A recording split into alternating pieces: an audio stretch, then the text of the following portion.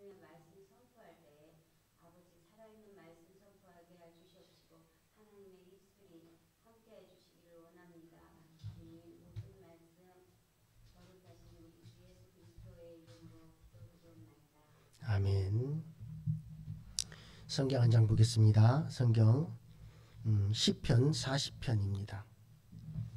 시편 40편 1절부터 10절까지 말씀입니다.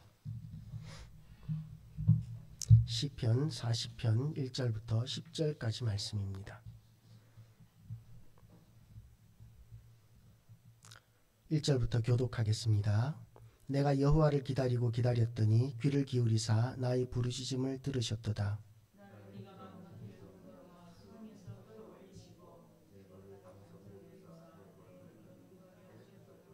새 노래 곧 우리 하나님께 올릴 찬송을 내 입에 두셨으니 많은 사람이 두려워하여 여호와를 의지하리로다.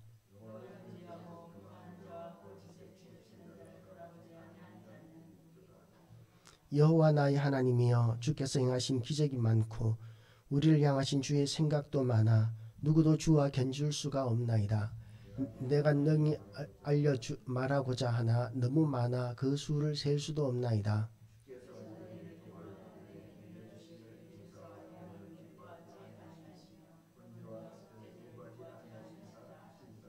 그때 내가 말하기를 내가 왔나이다. 나를 가르쳐 기록한 것이 두루마리 책에 있나이다.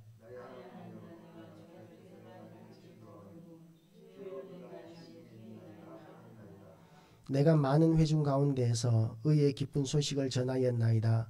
여호와여 내가 내 입술을 닫지 아니할 줄을 주께서 아시나이다. 내가 주의 공의를 내 심중에 숨기지 아니하고 주의 성실과 구원을 선포하였으며 내가 주의 인자와 진리를 많은 회중 가운데에서 감추지 아니하였나이다. 아멘. 말씀을 위하여 우리 같이 이 말씀을 전하는 저를 위하여 말씀을 듣는 우리 심령을 위하여 다 같이 작은 소리로 기도하시겠습니다. 하나님 아버지, 오늘도 우리가 말씀 앞에 섰습니다.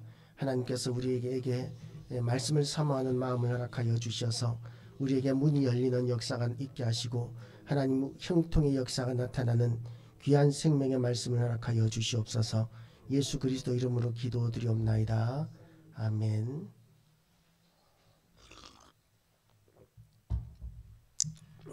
시편 40편은 많은 사람들이 좋아하는 성경 구절입니다. 특별히 40편 2절 말씀을 많은 사람들이 좋아합니다. 나를 기가 막힐 웅덩이와 수렁에서 끌어올리시고 내 발을 반석 위에 두사 내 걸음을 견고하게 하셨도다. 이 말씀을 이제 축복된 말씀으로 많이 암송하기도 하고 또 좋아하기도 합니다. 1절 말씀을 보면 이렇게 시작합니다.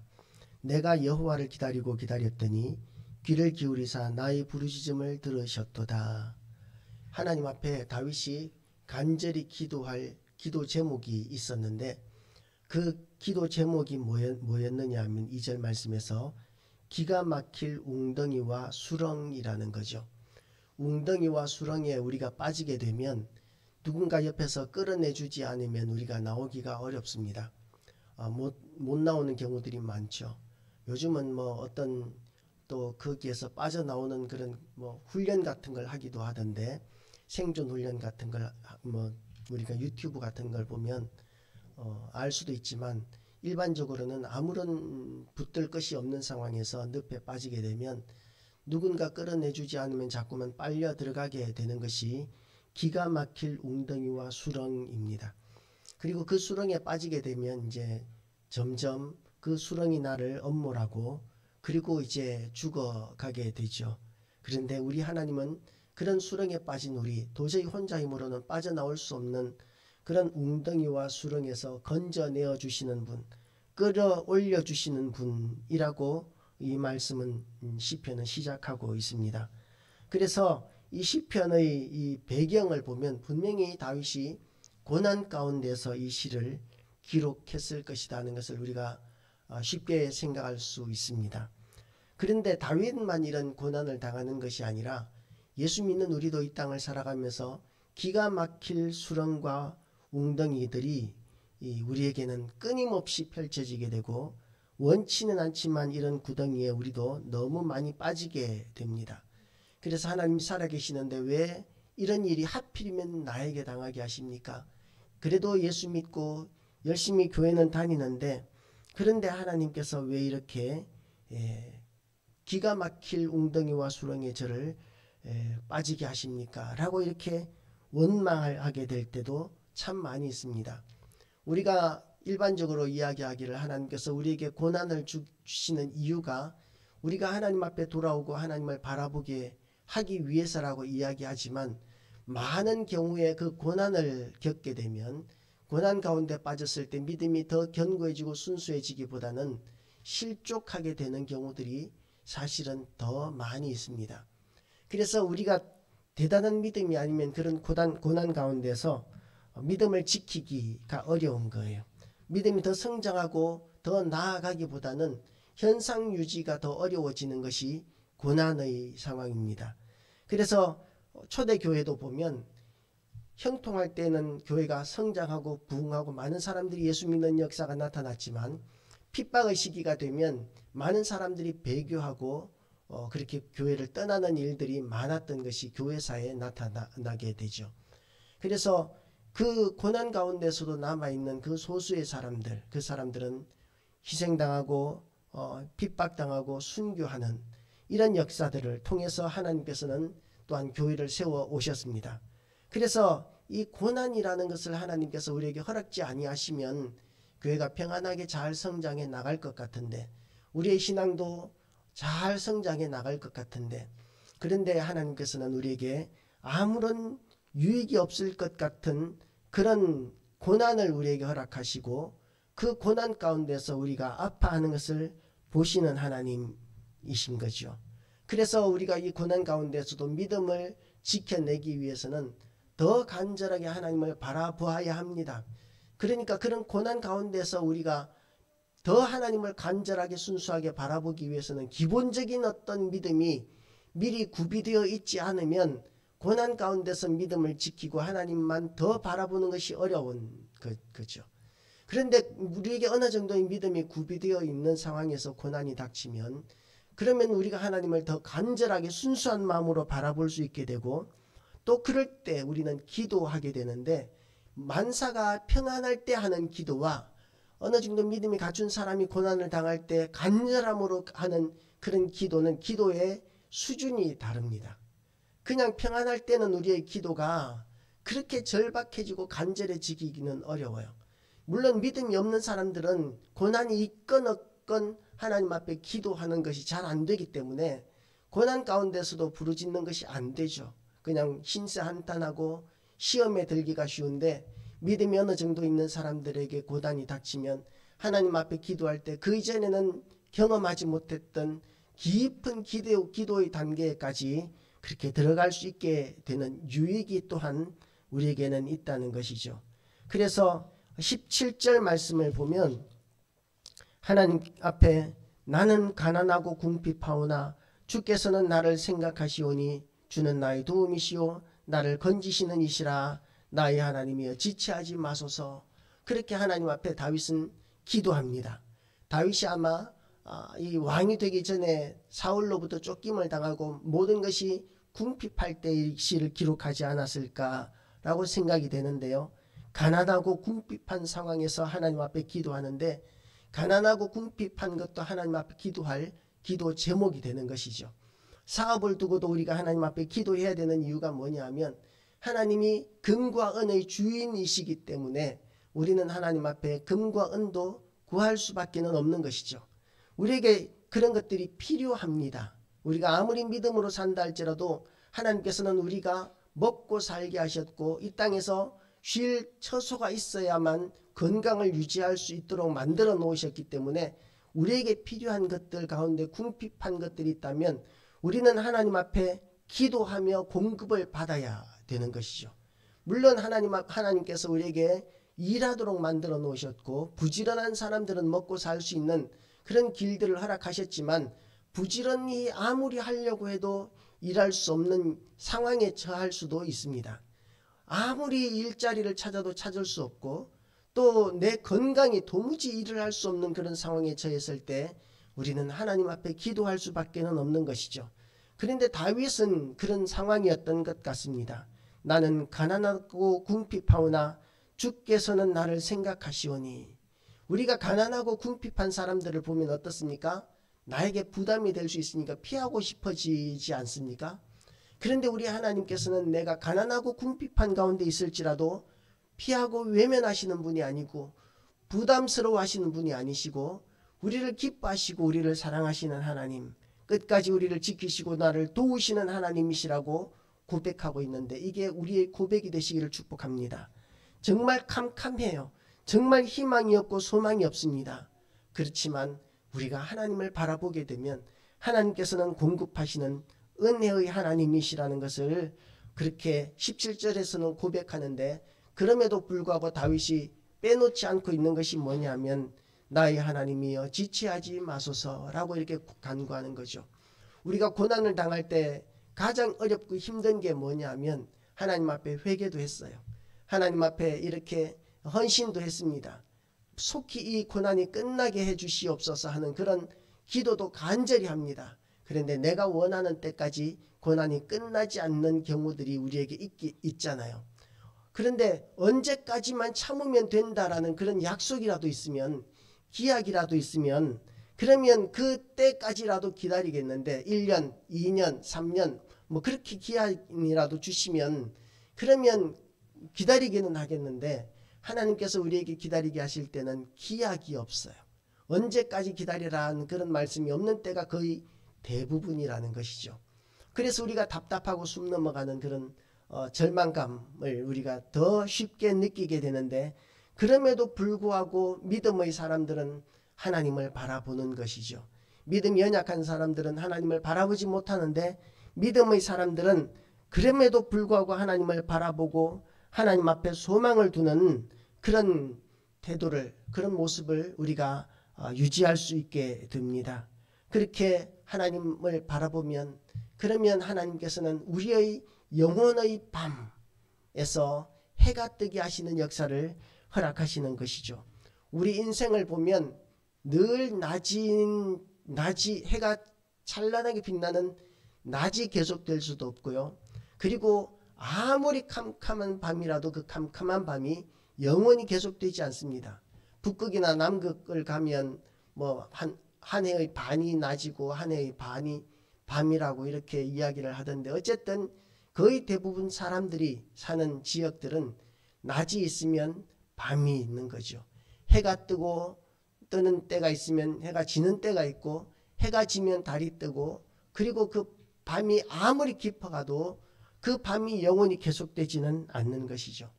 그래서 16세기 성인으로 추앙받았던 십자가의 성 요한이라고 하는 분이 계시는데, 그분이 영혼의 어두운 밤이라는 책을 썼습니다.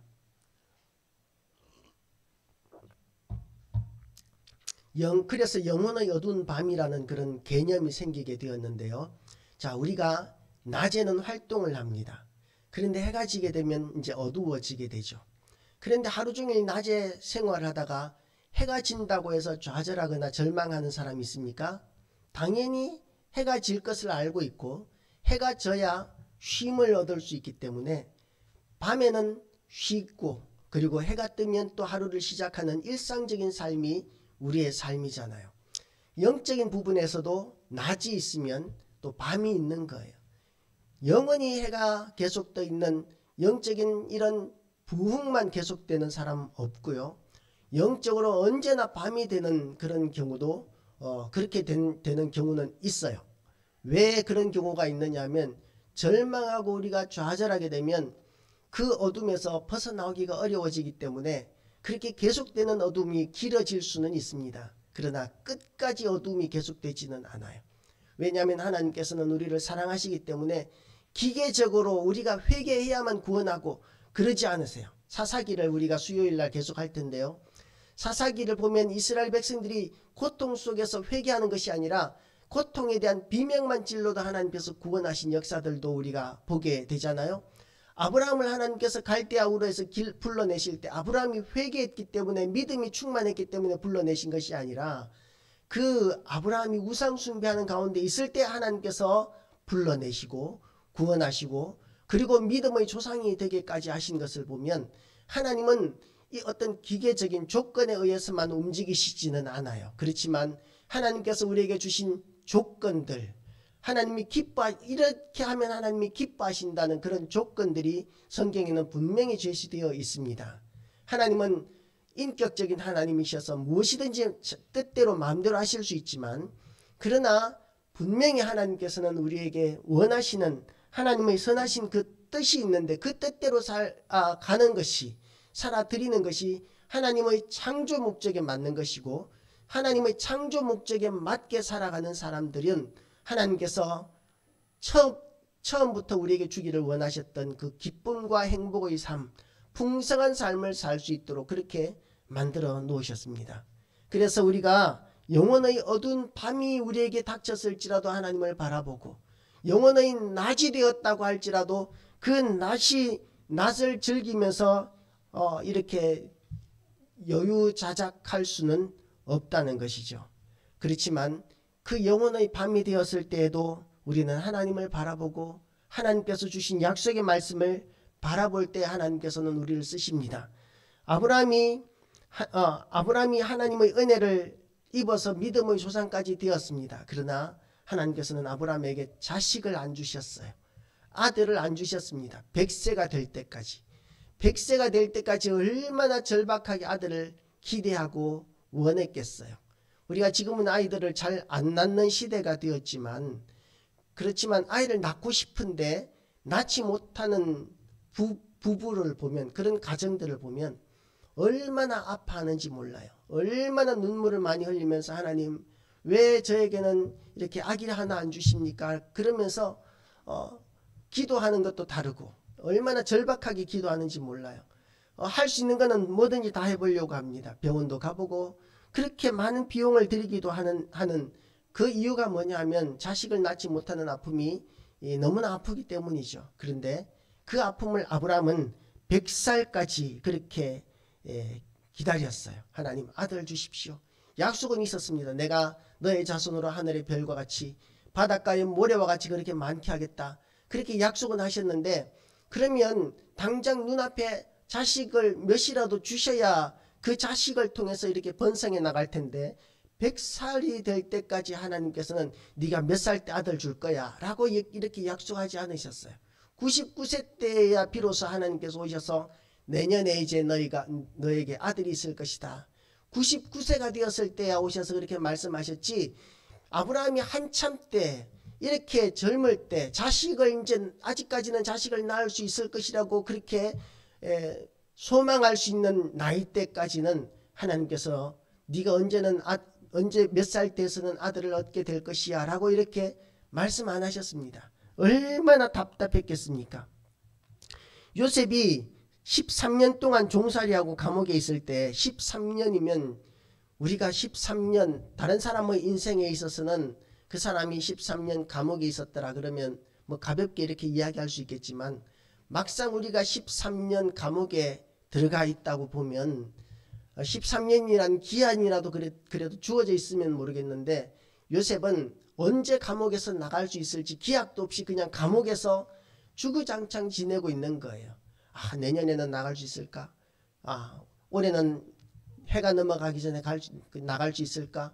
그런 날마다 그런 답답한 소망을 품으면서 아무런 기약도 없이 그렇게 13년 동안 감옥 생활할 때 얼마나 답답했겠습니까? 하나님 앞에 묻고 또 물었겠죠. 하나님 언제 이 감옥살이가 끝이 나겠습니까?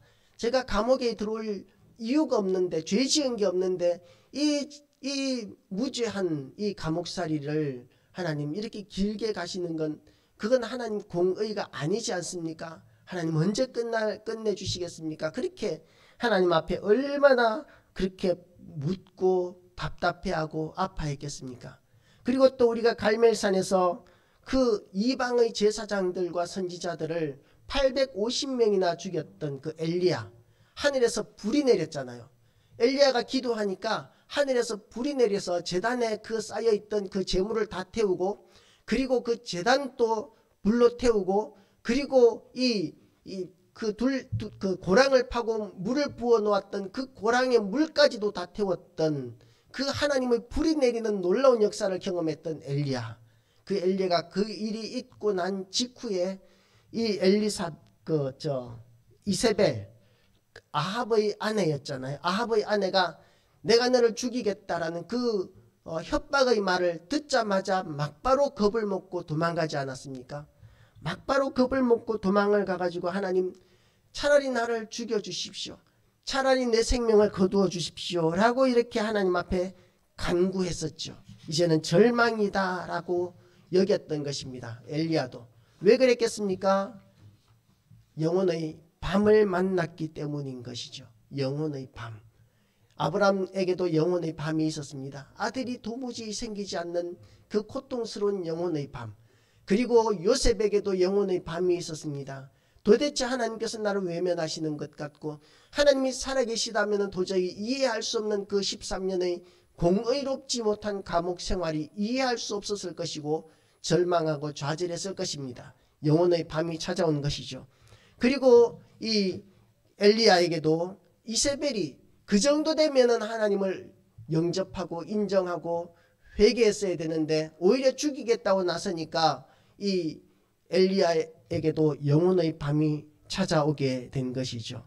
그렇지만 그 영혼의 밤이 우리에게도 찾아왔을 때 우리는 두려워하지 마시기를 주님의 이름으로 축복합니다. 하나님 우리를 사랑하시고 그 밤을 영원히 계속되게 하시는 것이 아니라 그 밤을 통해서 하나님께서 하실 일이 있으시다는 것이죠. 예수님께도 영혼의 밤이 있었습니다. 예수님은 영혼의 밤이 없을 것 같지만 예수님께 영혼의 밤은 감람산에서 그렇게 기도하는 시간이었어요. 감람산에서 하나님 앞에 기도합니다. 하나님, 이 잔이 내게서 피해갈 수 있으면 피해가게 해 주시옵소서.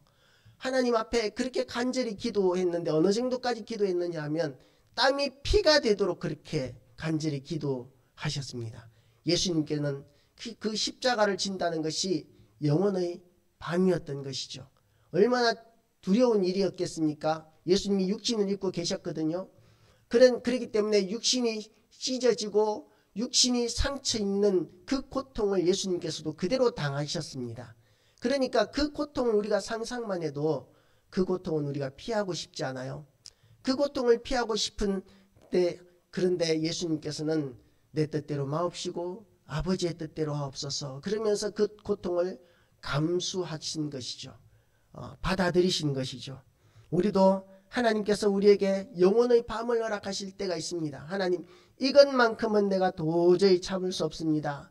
이것만큼은 도저히 견딜 수 없습니다. 라고 이렇게 여길 수 있는 일들이 여지없이 우리에게 닥치기도 합니다.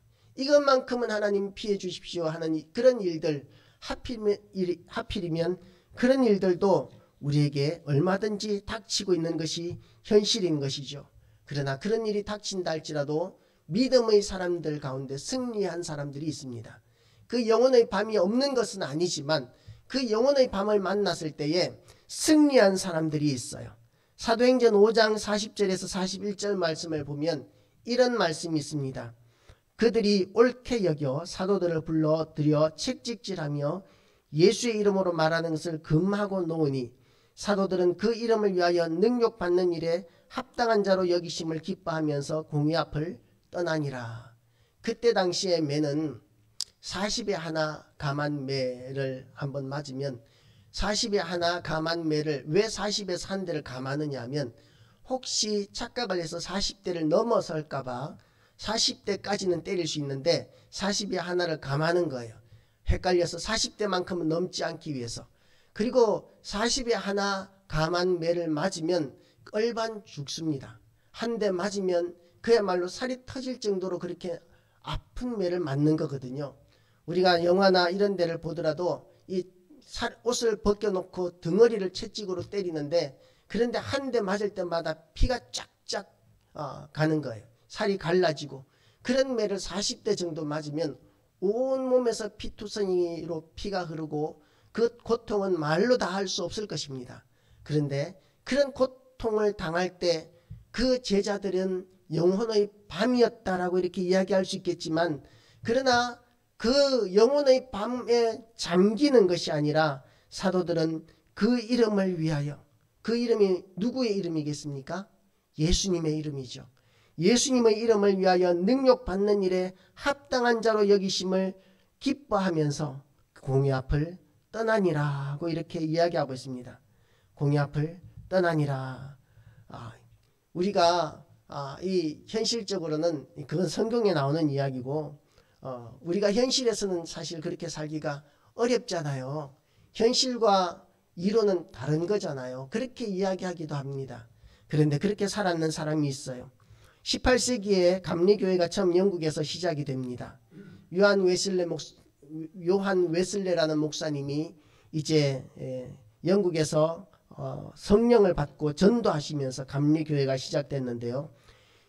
요한 웨슬레 목사님이 열심히 이렇게 전도하고 하시게 된 이유는, 당시에 영국 국교회가 요한 웨슬레 목사님을 이단이라고 교회에서 설교도 못하게 하고 성찬도 못하게 하고 교회에서 내쫓았습니다. 영국은 국교회가 있잖아요. 영국은 국교회가 있는데, 영국 왕이 이제 그 최고 이제 교회의 그 우두머리 대표자가 되는 것이죠. 그래서 영국 국교회 성공회가 있는데, 그런데 그 성공회가 아닌 개혁주의 교회를 주장하니까 이단으로 몰았던 것입니다. 어떻게 영국의 왕이 교회의 지도자라고 이렇게 이야기할 수 있느냐라는 것이죠. 그래서 이단으로 쫓겨 나가서 이 요한 웨슬레 목사님은 많은 핍박을 당했습니다. 온 나라 국민들이 다 이단이라고 손가락질하고 핍박하고 돌을 던지고 계란을 던지고 그랬어요. 그럼에도 불구하고 요한 웨슬레 목사님이 열심히 전도해서, 그 지경의 전도해서 요한 웨슬레의 부흥운동은 세계사적으로 교회사에서 굉장히 중요한 부흥의 역사였었습니다. 그런데 그 요한 웨슬레 목사님이 어느 날 말을 타고 이렇게 가다가 문득 든 생각이 뭐냐 하면, 지난 며칠 동안 그런 핍박을 안 당했던 거예요. 아무도 손가락질하지도 않고 아무도 돌을 던지지 않는 기간이 며칠 동안 계속되었다는 것이 문득 떠올랐습니다. 그러면 우리 같으면 어떤 생각을 하겠습니까? 다행이다. 그렇지 않겠어요? 그래도 몇 달 동안 그래도 다행이다 라고 이렇게 생각할 수 있을 텐데, 그런데 요한 웨슬레 목사님은 그런 생각을 어떤 생각을 했느냐 하면, 내가 왜 핍박이 없을까? 왜 며칠 동안 이런 핍박이 없어졌을까? 누가 돌을 던지는 사람이 없었던 이유가 내가 예수님 앞에서 바로 살지 못했기 때문이 아닌가 하는 그런 생각이 들면서 가슴이 덜컥 내려앉았습니다. 그래서 이 사흘 동안 이렇게 평안했던 그 기간이 혹시 내가 탈선한 것이 아닌가 싶어서 바로 말에서 내려서 숲속에 들어가서 하나님 앞에 회개의 기도를 드렸다고 그래요. 간절히 하나님 앞에 부르짖으면서, 하나님, 제가 무슨 죄를 지은 게 있습니까? 갑자기 저에게 핍박이 끊어졌는데 제가 뭘 잘못한 게 있습니까? 그러면서 막 큰 소리로 동성기도하니까 지나가던 농부가 그 소리를 듣고는 저 사람이 요한 웨슬레구나 그러면서 에라이 나쁜 놈 그러면서 돌을 던졌다고 그래요. 근데 돌을 마침 안 맞아서 다행히 안 맞기는 했는데, 그때 요한 웨슬레 목사님이 그 돌에 맞지는 않았지만 자기에게 돌 던지는 걸 보고 할렐루야 했다는 거죠. 누가 나에게 돌 던지는데 할렐루야 할 사람이 있습니까? 예수 믿는 사람들은 이렇게 조금 살짝 미치는 것도 좀 필요한 것 같아요. 그렇게 할렐루야 그러면서 제가 잘못 산 게 아니었군요. 주님이 저와 함께 하시는 게 맞군요. 라고 이렇게 이제 위로를 받고 계속 전도 여행을 떠났다고 합니다. 예수님 때문에 핍박당하고 바른 길을 가는 것, 이것이 쉬운 삶은 아니지만, 그러나 그것을 오히려 기쁨으로 생각할 수도 있다는 것을 요한 웨슬레 목사님이 보여주신 것이죠.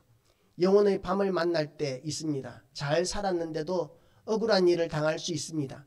못 살았기 때문에, 내가 잘못했기 때문에 고난을 당하고 억울한 일을 당하면 그러면 내 책임이기는 한데, 예수 믿는 사람들은 잘 사는데도 고난을 당할 수 있어요. 가족으로부터 손가락질 당할 수 있고 어려운 일을 만날 수 있습니다. 그러나 우리가 그런 상황 가운데서도 우리가 하나님을 바라보는, 오히려 그것을 기뻐할 수 있는 그런 수준에까지 제가 도달했기 때문에 이런 설교를 하는 거 아니라는 건 전제합니다. 그렇지만 그런 수준이 우리의 수준이 되면 참 좋겠다라는 그런 소원들을 우리가 가지게 되면 좋겠어요. 한동대학교가 참 좋은 학교인데요. 한동대학교를 세우신 분이 김영길 총장님이라고 있습니다. 이분이 그런 학교를 세우겠다, 기독교 학교를 세우겠다고 이렇게 이야기했을 때 많은 사람들이 손가락질하고 또 억울한 일들도 굉장히 많이 당했습니다. 그렇게 이제 이렇게 존경받는 학자임에도 불구하고 쓸데없는 억울한 이야기들을 많이 듣고 고난을 많이 당하고, 그러니까 그 사모님이 도무지 그 일을 왜 하느냐고 그러면서 마음 아파하고 이렇게 말리고 그러기도 했는데, 정작 김영길 총장님은 집에 돌아와서 너무 편안하게 잘 주무시고 고난당하고 손가락질 당하고 욕먹는 일에 대해서 전혀 개념치 않는 거죠. 그래서 어떻게 괜찮을 수가 있느냐고 옆에서 보는 아내도 옆에서 보기만 해도 이렇게 가슴이 아프고 답답한데 어떻게 이렇게 괜찮으실 수가 있느냐 그랬더니, 김영길 총장님이 하시는 말씀이, 나는 뭐 죽었는데, 이미 예수님과 함께 죽었는데 죽은 사람이 뭐 때문에 걱정하느냐고 그렇게 이야기를 하더라는 거죠. 우리가 그런 믿음 쉽지 않아요. 저도 아직까지 그렇게 안 됩니다. 그렇지만 그렇게 되는 소수의 몇몇 사람들을 보면서 우리가 그 사람들을 표준으로 삼고 닮아가기를 힘쓰시기를 주님의 이름으로 축복합니다. 저를 포함해서요. 아멘입니다. 예, 그렇게 우리가 주님을 바라볼 때 하나님께서는 그런 사람들의 믿음을 귀하게 여기시고 일하시는 하나님이신 것이죠. 시편 37편 7절에서 이렇게 하나님께서 선포하십니다. 여호와 앞에 잠잠하고 참고 기다리라. 자기 길이 형통하며 악한 꾀를 이루는 자 때문에 불평하지 말지어다. 자기 길이 형통하며 악한 꾀를 이루는 자 때문에 불평하지 말지어다. 현실적으로 세상은 그렇잖아요. 자기 꾀를 내어서 형통한 사람, 요령껏 세상을 잘 사는 사람들, 그런 사람들이 악한 꾀를 내어서 부당하게 이익을 취하고 잘 사는 걸 보면 우리가 불평하지 않을 수 없잖아요. 세상이 이렇게 불공평해도 되는 겁니까? 라고 이렇게 소리 지르고 싶어지지 않습니까? 그런데 그렇게 불공평한 것이 왜 당연하냐 하면 세상이 죄악으로 말미암아 변질되어 있기 때문에 그런 불공평한 일들이 세상에는 얼마든지 일어납니다. 그런데 하나님께서는 그런 불공평한 일들을 만나더라도 불평하지 말지어다 라고 이렇게 선포합니다. 영혼의 밤을 만난 자에게 성경이 주는 답이라는 것이죠. 우리가 밤이 되면 무서워하기도 합니다. 우리가 어두운 가운데로 들어가면 두렵기도 하고 무섭기도 하잖아요. 그런데 무섭고 두려울지라도 소리 지르거나 비명을 지르거나 아파하지 말라는 거죠. 어떤 장로님의 간증을 유튜브로 이렇게 보니까 귀신이 제일 좋아하는 사람들이 그런 사람들이래요. 두려워하는 사람들. 그리고 이 불평하는 사람들. 이런 사람들을 보면 귀신이 결사적으로 따라 붙는다고 그래요. 우리가 두려워하지 마시기를 주님의 이름으로 축복합니다.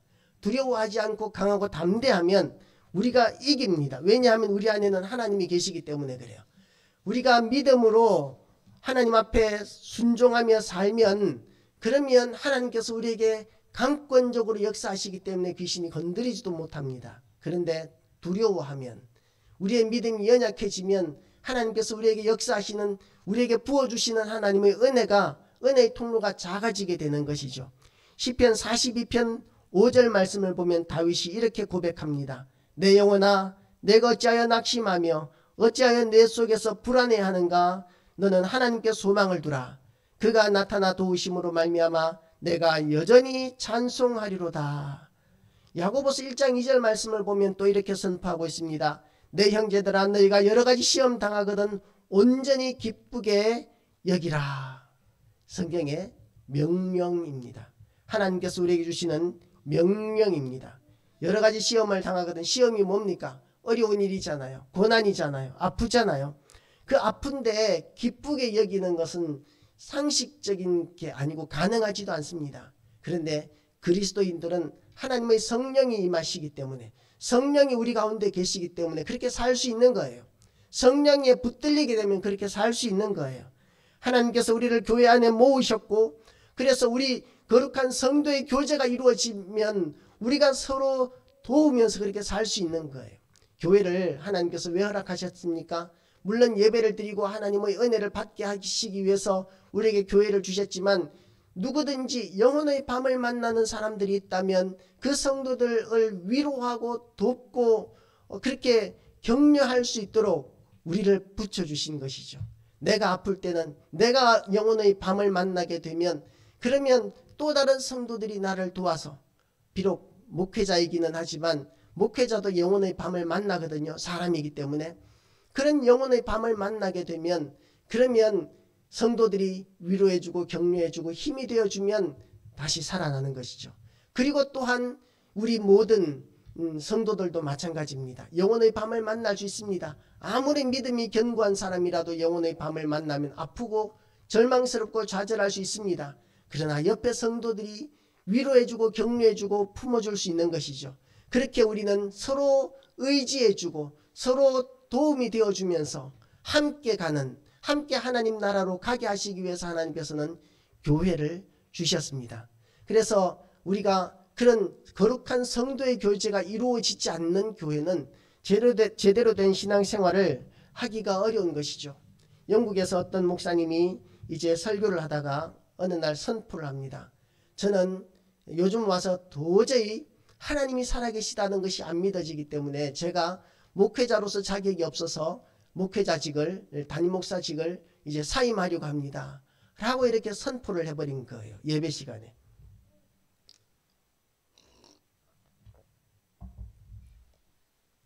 실제로 있었던 일이라고 그래요. 우리나라는 아니지만 목사가 하나님이 살아계심이 안 믿어진다는데 어떻게 목사의 자격이 있겠습니까? 당연히 목사직을 내려놔야 되는 거죠. 그런데 장로님들이 일어나서 일단 우리가 당회를 해서 결정을 하도록 하겠습니다. 그러면서 목사님하고 이렇게 당회를 하는 거예요. 이제 후임자도 정해야 되고, 목사님 퇴직하게 되면 퇴직에 대한 이런 의논들도 해야 되니까 당회를 하는구나 생각할 수 있었는데, 당회하고 나온 그 수석 장로님이 하시는 말씀이 뭐냐면, 목사님께, 목사님 우리 교회 계속 남아 주십시오. 우리는 목사님은 하나님이 살아계시다는 것이 안 믿어지실지라도 우리는 하나님이 살아계심을 믿기 때문에 목사님을 위해서 계속 기도하겠습니다. 그리고 목사님께서는 왜 하나님이 살아계시다는 것이 안 믿어지는지에 대해서 설교 시간에 설교해 주십시오. 하나님이 살아계시다는 걸 설교하지 마시고 그냥 왜 하나님이 살아계시다는 것이 안 믿어지는지 그걸 정직하게 그냥 설교해 주시면 저희는 기도하겠습니다. 그렇게 하면서 이제 그 목사님 그냥 계시기로 했어요. 하나님이 살아계신 거 안 믿는 목사를 담임 목사님으로 계속 믿겠다고 하니까 그 장로님과 교인들이 대단한 거죠. 그런데 어느 날 성도들이 그 목사님의 설교를 들으면서 은혜를 받고 눈물을 흘리는 거예요. 왜 그런가 했더니 목사님이 설교하는 가운데 믿음이 회복되어져서 하나님의 살아계심을 선포하고 계시는 거예요. 그러니까 목사님이 하나님이 살아계심이 도저히 안 믿어진다고 했던 그 목사님이 성도들이 기도해주고 힘이 되어주고 격려가 되어주니까 그 거룩한 성도의 교제를 통해서 하나님의 살아계심이 느껴지는, 믿어지는 그런 역사가 나타나게 된 것이죠. 하나님께서는 그 일을 위해서 성도들을 모아주셨고 거룩한 성도의 교제를 가지게 하셨습니다. 우리도 그런 거룩한 성도의 교제가 이루어지는 교회 되시기를 축복합니다. 그래서 하나님의 살아계심을 우리가 함께 있을 때마다 느끼게 되시기를 축복합니다. 그리고 우리의 기도가 필요한 사람들을 위해서 우리가 끊임없이 기도함으로 말미암아 성도의 그런 의무들을 잘 감당하는, 그래서 우리가 내 주위에 문제 있는 성도들부터 믿지 않는 사람들에게 전도하는 것도 중요하지만 우리 주변에 믿지 않는 가까이에 있는 믿음이 연약한 자들을, 쓰러져가는 자들을 부축해주고 도와주고 세워주는 이 일이 더 급하고 중요한 일인 줄 알고, 물론 전도도 해야 되겠지만 그보다 우리가 서로 그런 힘이 되는, 격려가 되는, 사랑하는 그런 교회가 되시기를 주님의 이름으로 축복합니다. 기도하시겠습니다. 하나님 아버지, 다윗이 시험을 이긴 것은 주를 찾음으로 말미암아, 주님을 바라봄으로 말미암아, 또한 하나님께서 붙여주신 하나님의 사람들로 말미암아 시험을 이겼음을 고백합니다. 하나님 아버지, 우리도 그와 같이 하나님을 바라보며 우리가 이 땅에서 만나야 하는 모든 영혼의 밤을 믿음으로 승리하게 하여 주시기를 원합니다. 그리고 믿음의 밤을 만난 우리 성도들 간에 서로 거룩한 성도의 교제를 나누며 힘이 되어줄 수 있는 그런 교회가 되게 하여 주시기를 원합니다. 하나님 아버지께서 그래서 이 행복한 교회가 더 많이 행복해지는 교회가 되게 하여 주시고, 하나님 행복을 찾고 소망하는 모든 이들이 이곳에 와서 함께 행복을 더 키워나가는, 길러나가는 교회가 되게 하여 주시옵소서. 예수 그리스도 이름으로 기도드리옵나이다. 아멘. 찬송가 539장 부르시겠습니다. 539장 부르시면서 하나님 앞에 헌금 드리시겠습니다. 찬송가 539장.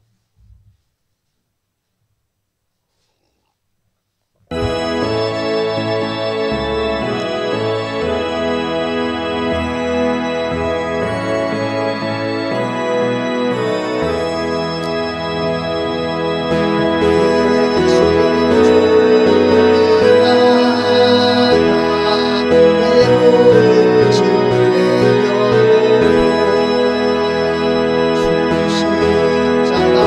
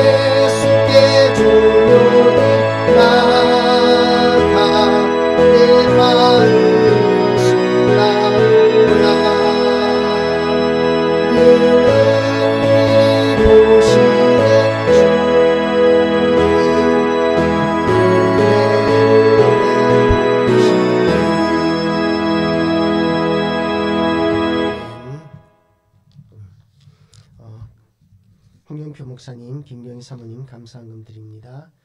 홍지혜 성도님 11조 드립니다. 집사님 홍지혜 집사님 11조 드립니다. 그리고 제가 부인 감사 예배를 드리게 하여 주셔서 감사 헌금 드립니다. 50만 원 드렸습니다. 주일 헌금 드리신 분들 있습니다. 기도하시겠습니다. 하나님 아버지, 오늘도 하나님의 은혜 가운데 우리가 예배를 드리고 말씀을 받았습니다. 하나님 아버지, 말씀 가운데 말씀대로 살 수 있는 능력이 우리에게 없음을 고백하오니 우리에게 임재하셔서 말씀대로 살 수 있는 능력을 더하여 주심으로 말미암아 우리가 예물을 드릴 뿐만 아니라 우리의 삶 전체를 하나님 앞에 제물로 드리는 삶이 될 수 있도록 하나님 우리에게 은혜 더하여 주시옵소서. 하나님 아버지, 우리의 시간과 우리의 물질과 우리의 모든 것들이 하나님 앞에 드려질 때에 하나님께서는 이것을 사용하셔서 그 영광을 드러내시고 하나님 더 많은 사람들이 예수 믿고 구원 얻는 역사가 나타날 수 있도록 하나님 인도하시기를 원합니다. 하나님 아버지, 주님께서 이곳에 날마다 믿는 자의 수가 더하여지게 하여 주시고 날마다 하나님의 은혜를 더하여 주시옵소서. 예수 그리스도 이름으로 기도드리옵나이다. 아멘. 교회 소식입니다. 이번 주 수요일은 송탄 영광교회에서 남수원 노회 샬롬 부흥 전도 대회가 있다고 합니다. 전도로 이렇게 한다고 그러니까 수요 예배를 그것으로 대체하려고 그럽니다. 가실 수 있는 분은 함께 가시면 좋겠습니다. 교회에서 저녁 6시 30분에 출발하도록 하겠습니다. 2022년도 마지막 달입니다. 이제 한 해를 잘 마무리하고 2023년도를 맞이할 수 있도록 계획을 잘 수립하시기 바랍니다. 그리고 2023년도에 우리 교회가 뭘 하면 좋겠다는 의견이 있으면 말씀해 주시면 좋겠습니다. 이혜정 사모가 성경이 읽어진의 전문 강사 자격이 있습니다. 그래서 성경 공부를 원하시는 분이 있으면 강좌를 개설하려고 합니다. 주일 오후 예배 때 이걸 해도 좋고요. 만약에 주일 오후 예배 때 할 만큼 인원이 안 되면 별도의 시간을 만들어서 이렇게 강좌를 개설할 수도 있습니다. 주보에 보면 이혜정 사모 전화번호를 올려놨는데요. 원하시는 분은 신청해 주시기 바랍니다. 우리 다 같이 일어나셔서 찬송가 635장 주기도송 부르심으로 예배를 마치겠습니다.